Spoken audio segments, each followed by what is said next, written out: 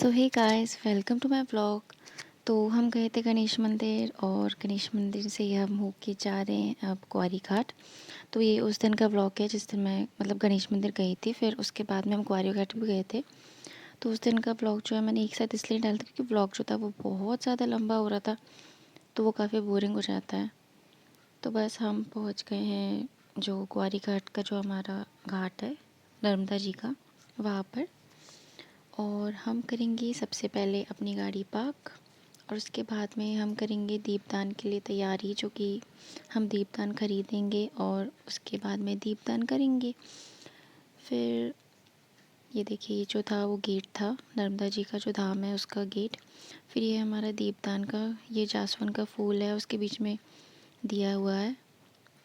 दिया जो होता है वो उसका होता है आटे का, ताकि जो मछलियाँ हैं वो खा सके। और फिर इसके बाद में हम जा रहे हैं दीपदान करने के लिए। तो हमने ले लिए हैं दीपदान, फूल, जो गुलाल होता है, गुलाल, सिंदूर, हल्दी और साथ में मुरमुरा।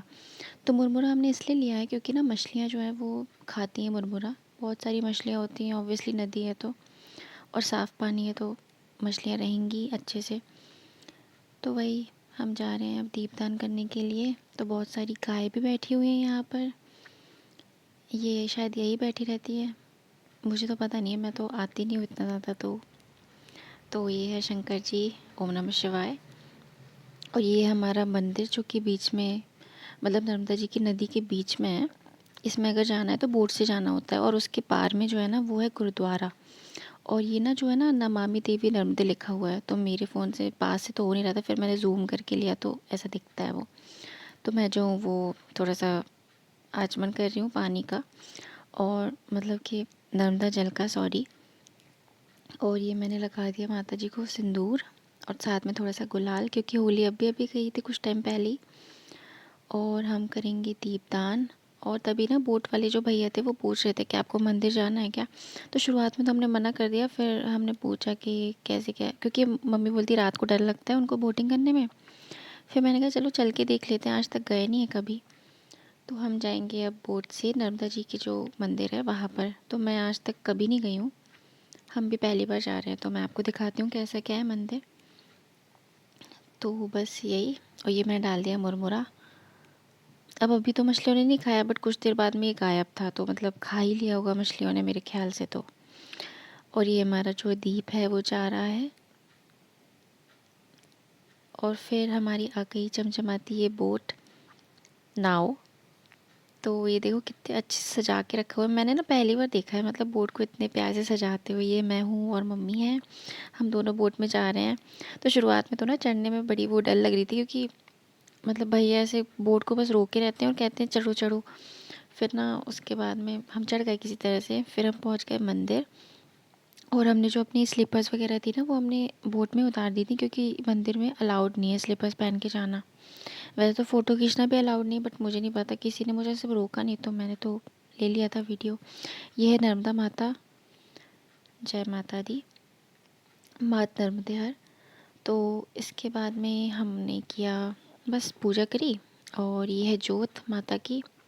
और यहाँ पे हैं शंकर जी, जो आंटी पूजा करी थी, शंकर जी, नंदी जी। और ये है गुरुद्वारा। और ये है मंदिर का जो बैक साइड है वो।